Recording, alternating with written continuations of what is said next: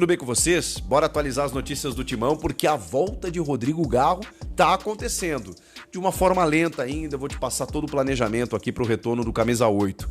O Dorival Júnior tá com problemas nesse começo de trabalho, mais do que eu imaginava. A gente vai falar sobre isso, mas também tem muito mercado da bola. Bora falar do Timão e notícia boa. Se inscrever? Já se inscreveu? Obrigado se você já se inscreveu. Se não, por favor, não custa nada inscrever-se. É o botão ali, clique em inscrever-se, vamos nessa. Então a tendência é que em 2 a 3 semanas o Rodrigo Garro esteja de volta. Por que eu tô te atualizando sobre isso? Porque ele já treinou no campo semana passada, fazendo uma espécie de transição do departamento médico para o departamento físico, acompanhado por fisioterapeutas, vai para o campo, solta a musculatura e aí começa a trabalhar com bola de uma forma individual. Isso ainda está acontecendo. Agora, a tendência é que até o final desta semana o Rodrigo Garro participe de treinamentos com parte do grupo. Por que parte do grupo? Porque tem um confronto na quinta-feira, então às vezes os titulares não treinam o tempo inteiro, né? Fazem regenerativos. Se esse treinamento for na sexta-feira, provavelmente os titulares estarão na academia e tal. Então a tendência é que em treinos parciais o Rodrigo Garro até o final da semana consiga trabalhar com o grupo. Semana que vem há uma expectativa de que ele consiga trabalhar com o elenco, com bola, para ir já soltando, e aí dentro dessa atividade a gente tem ali uns 10 dias, uma semana, 10 dias do Rodrigo Garro trabalhando inteiramente para estar à disposição e aí ser relacionado, entrar alguns minutos, aquela coisa toda. Já falamos também que é importante que ele retorne antes do Mundial, depois dessa lesão da tendinopatia patelar, né? Ele jogou a final do Paulista no sacrifício, com medicamento, aquela coisa toda, e depois parou para cuidar disso, chegou até a ir para a Espanha, voltar. E nesse momento ele tá para retornar, mas há todo um cuidado, né? Para que, enfim, falamos sobre isso também, né? Que ele resolva a situação antes de um regresso antecipado, de daqui a pouco antecipar uma situação. Não, ele tem que ficar bem. Eu sei que o Corinthians está precisando dele, jogador que foi muito importante no ano passado, mas não adianta nada, né? Ele chegar e não conseguir estar na plenitude da sua forma física e daqui a pouco nem clínica, né? Então, assim, a tendência é que o Rodrigo Garro retorne antes do Mundial. E por que eu ia confirmar, né, referir que é importante? Porque esse retorno, ele provavelmente vai dar... ele vai precisar de alguns jogos e de descanso, um jogo para daqui a pouco para medir se o músculo tá bem, e aí quando eu falo músculo, né, porque quando você trata uma situação, essa situação ela tá com um pouco mais de cuidado, a tua tendência é forçar um pouco a outra perna, forçar um pouco o músculo, ele ficou muito tempo sem a intensidade de um jogo, então tudo isso é natural que depois de 2, 3 partidas ele comece a sentir. Se ele retorna depois do Mundial, ele naturalmente ia desfalcar o Corinthians no meio da temporada e das fases mais quentes do ano, né? Então, nesse momento, se ele sente um pouco, né, esse desgaste antes da parada, né, tem mais 4 jogos aí para acontecer, ele vai ter essa pausa de 1 mês para poder descansar, treinar com o restante do elenco, a preparação física que agora responde a um novo comando técnico, alinhar fisicamente todos os atletas, todo o elenco, para que o retorno seja muito melhor a partir do mês de julho. Então, Rodrigo Garro tá voltando, gente, mas ainda paciência, a tendência é que seja no dia 1º de junho, contra o Vitória, se eu não me engano, esse jogo. Tô com a tabela aqui do Brasileiro. Vamos lá, vamos pro dia 1º de junho, que é justamente essa partida diante do Vitória, um domingo, 6h30 da tarde na Neoquímica Arena. Tendência que o Rodrigo Garro retorne nessa partida. Tô falando da 11ª rodada. É justamente um jogo, 2 jogos antes da parada, né? Seria esse, depois o Corinthians fecharia a pausa, né, no dia 12, dia dos namorados, numa quinta-feira, 8 da noite, na Arena do Grêmio, contra o Grêmio. Fecharia, né, essa primeira parte do Campeonato Brasileiro, retornando apenas no dia 13 de julho contra o Bragantino. Então, tendência é que contra Vitória e Grêmio o Garro esteja à disposição. Vamos ver o que acontece. Eu queria falar com vocês também sobre os problemas do Dorival. Por que eu estou dizendo que o Dorival está enfrentando mais problemas do que eu imaginava nesse começo? Porque ele não está conseguindo repetir uma equipe. E quando eu falo conseguindo, está sendo por uma escolha dele de entender o elenco que ele tem, de rodar um pouco os jogadores que ele tem e tudo mais, mas assim, Me parece claro que por uma necessidade física também. E tem alguns jogadores que estão sentindo o desgaste da temporada. Eu sei, a gente está no começo, a gente está em maio, a gente está na 8ª rodada do Campeonato Brasileiro. Como pode isso? Mas é só você olhar para o lado e perceber que todos os times estão sofrendo com isso. Mas o Palmeiras menos. O Palmeiras foi o time que mais abriu mão dos seus titulares durante o Campeonato Paulista. E o Abel foi duramente criticado por isso.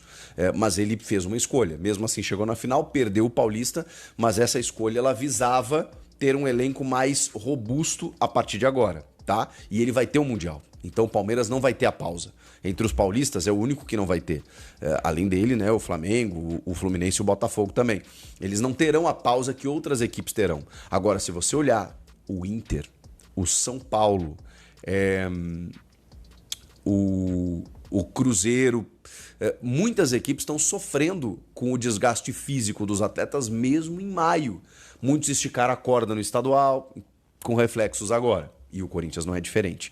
Então, assim, o Dorival chegou e ele tá mesclando. Ele tá tipo assim, não vou botar esse cara aqui 2 jogos, vou fazer o controle de carga, aquela coisa toda.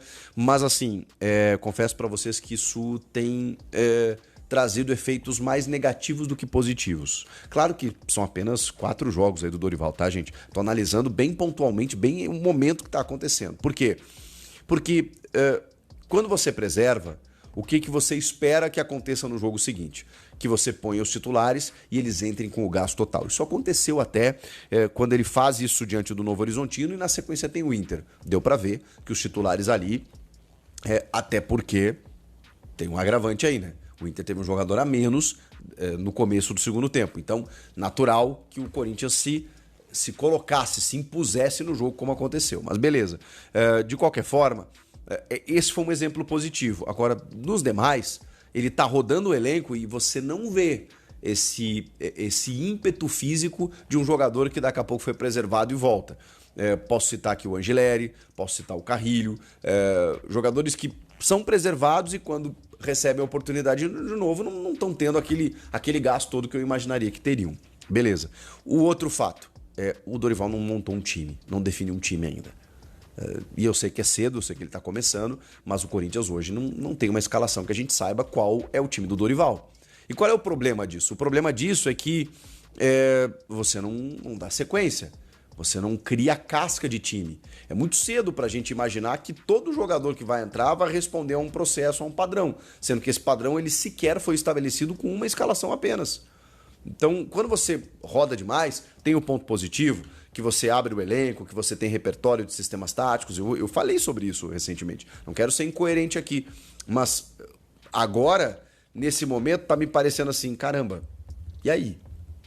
Ele vai fazer o Maicon de primeiro homem mesmo, e o Ranieri vai jogar como um segundo, e o Memphis vai ser meia ou vai ser atacante? Vai ser atacante, beleza. E esse meia vai ser o Coronado? Vai ser o Bidon? Enquanto o Garro não volta? Então ele mesclou demais. Ele mesclou demais e não definiu um time. E aí tem um reflexo também que não é do Dorival, não é culpa do Dorival. E gente, só tô pontuando aqui, tá? Nenhum problema que o Dorival tá chegando agora. E ele provavelmente por uma questão física tá tendo que fazer isso. Eu tô analisando o efeito prático dessa coisa, né? Cara, você tá rodando demais e você não define um time. E até quando isso vai acontecer? Até a parada? Mais 4 jogos assim? Aí você está arriscando muitas vezes uma condição de tabela. E falando em tabela, é assustador. É assustador se você olha a campanha do Corinthians em termos de gols sofridos. É assustador. Em 8 jogos, é isso? 8 jogos. O Corinthians tomou 14 gols. São 14 gols sofridos. São 11 marcados. Mas são 14 sofridos. O saldo é de -3, portanto. E o detalhe, o Corinthians tem a 2ª pior defesa do campeonato. Ele só está atrás do Juventude. E iguala em gols sofridos com o Sport Clube do Recife, que é o lanterna, o pior time da competição. O Corinthians sofreu o mesmo número de gols que o Pior time da competição, 14 gols. E é a segunda pior defesa, só perde para o Juventude, que tomou uma goleada de 6, tomou um 6-0 e um 5-0, né? Juventude era para estar pelo menos, sei lá, uns 12 também tomados, mas aí tomou uns 6 do Flamengo e 5 do Fortaleza. E por isso está com 20 gols sofridos. É a pior defesa disparada. Agora, o Corinthians tomou 14. O Sport tomou 14. Então aquela ideia do Dorival chegar, arrumar a casa, resolver de trás para frente, fechar a casinha, não tá funcionando. Não tá funcionando. Aquela ideia que a gente falava de, cara, tem que ser o problema tático, porque não é possível. Joga o Félix, joga o André Ramalho, joga o Kaká, joga o Tchoca, joga... O Tchoca menos, né? Joga o Gustavo Henrique, todo mundo vaza. Então o problema não é só individual. Veio o Dorival e continuou da mesma maneira. E os caras continuaram fazendo pichotadas e tal. Então, assim, eu sei que ele chegou agora, mas eu preciso dizer que até agora não resolveu essa parte defensiva. É algo que o Dorival precisa resolver com urgência. Bora falar agora sobre o Corinthians para te atualizar sobre as negociações entre o Timão e o goleiro Santos, de 35 anos de idade, atleta que pertence ao Fortaleza e está emprestado ao Atlético Paranaense. Antes de gravar o vídeo, conversei com o Marcelo Paz, que é o CEO do Fortaleza, ou seja, o cara que detém os direitos econômicos do Santos. E há duas respostas super importantes para você, torcedor corintiano. Em primeiro lugar, Marcelo Paz assegura que não houve nem sondagem nem procura do Corinthians em relação ao atleta. E para o Timão, Fortaleza só aceita fazer negócio com uma venda em definitivo. O empréstimo está completamente descartado. Santos, que foi emprestado ao Atlético Paranaense por lá, não tem conseguido jogar. Ele entrou em campo apenas uma vez na atual temporada. O Santos foi bem avaliado no Timão pelo técnico Dorival Júnior e pelo Fabinho Soldado, que é executivo de futebol. Tanto o Dorival quanto o Fabinho trabalharam com o Santos nos tempos de Flamengo. Então aquela ideia de que a gente teve de que a negociação pelo Santos seria a mais simples entre todas as especuladas, que envolviam também Tadeu, João Paulo, entre outras, ela cai por terra. Para contratá-lo, vai haver a necessidade da compra dos direitos econômicos junto ao Fortaleza. A gente pode imaginar algo na casa dos 5 milhões de reais. Só para completar, Memphis Depay segue como dúvida para o clássico desse domingo contra o Peixe. O atleta continua com o tornozelo bastante inchado, até por isso sua presença não é confirmada. Fala, nação corintiana, o técnico Dorival Júnior explicou pela primeira vez por que optou por escalar o peruano Carrilho pela ponta direita no jogo contra o Racing do Uruguai. Além disso, o treinador revelou o que espera do jogador com a camisa do Corinthians. Vamos conferir todos os detalhes dessa escolha e o que ela significa para o futuro do time.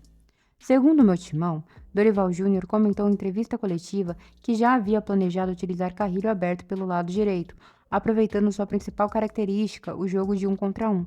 Ele destacou que mesmo sem estar na melhor forma física, Carrilho mostrou desenvoltura e ajudou a equipe a manter o ritmo. É um jogador que há um tempo não vinha atuando de maneira contínua, mas que tem características muito específicas, como o de 1 contra 1. É um jogador que precisa estar melhor condicionado. Deixamos eles mais aberto e ele suportou bem. Palavras de Dorival Júnior. Dorival também elogiou a postura tática do peruano e disse que o clube tem boas expectativas quanto à sua evolução física e técnica nas próximas semanas. A escolha por Carrilho na ponta mostra que Dorival busca mais agressividade e profundidade nas jogadas ofensivas do timão. A confiança do técnico no potencial do jogador indica que ele pode ganhar cada vez mais espaço no time titular. Se Carrilho atingir seu melhor nível físico, pode virar uma peça-chave nessa reta da temporada. E aí, fiel, o que vocês acharam da estreia de Carrilho como titular? Acham que ele pode ser o ponta que estamos precisando? Comenta aqui embaixo, deixa o like, se inscreva no canal para compartilhar tudo sobre o nosso Corinthians. E vai, Corinthians!